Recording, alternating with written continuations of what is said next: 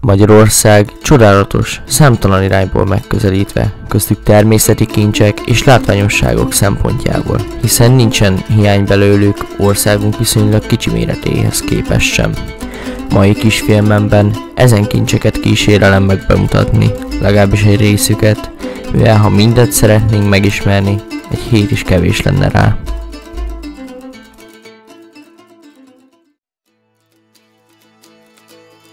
Az Egerszaló kimészkő teraszokkal szeretném megnyitni a listát, amely egy igazán lélegzetet állító látványnyújtó hely. Az Egertől 6 kilométerre délre fekvő Egerszaló területén egy 410 méter mélyről feltörő 65-68 Celsius fokos melegvízű hőforrás található. Ez a forrás a domboldalon lefolyó vízzel együtt egy csodálatos, természeti képződményt alkot, ami egy 120 négyzetméteres mészkő lerakódást formál ki. A hőforrás vize kálciumot, nátriumot, magnéziumot és ként tartalmaz, emellett gyógyító hatásáról is híres.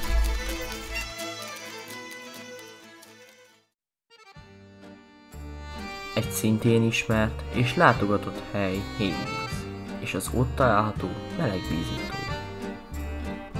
A lenyűgöző Hévízi tó már az ókori rómaiak számára is ismert volt, akik felismerték gyógyító hatásait.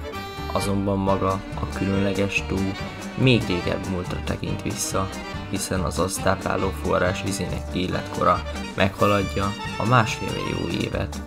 Így ez Európa legnagyobb melegvízű tava. A tó gyógyvize különösen hatékony lehet mozgásszervi problémák és ízleti fájdalmak kezelésében.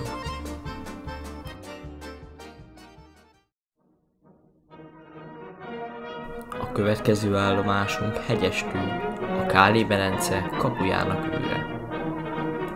A Balaton felvidéki nemzeti park területén a Káli-medence bejáratánál található a Hegyestő, egyedülálló geológiai jelenségeiről ismert vulkáni tanúhegy.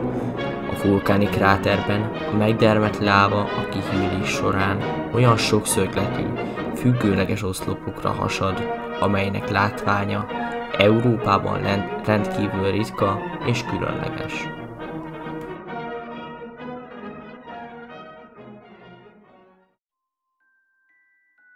Eddig a földfelszínen kerestük eme csodákat, viszont ha kissé mélyebbre ereszkedünk, megláthatjuk azt a természeti csodát, amelyet az Aggteleki barlangrendszernek neveznek. Az Aggteleki és a szlovák karszt összefüggő barlangrendszere 1995-ben kapott helyet az UNESCO világörökségi listáján, mint természeti kincs. A körülbelül 2 millió éve formálódott barlangok rendkívül sokféle változatosságot mutatnak.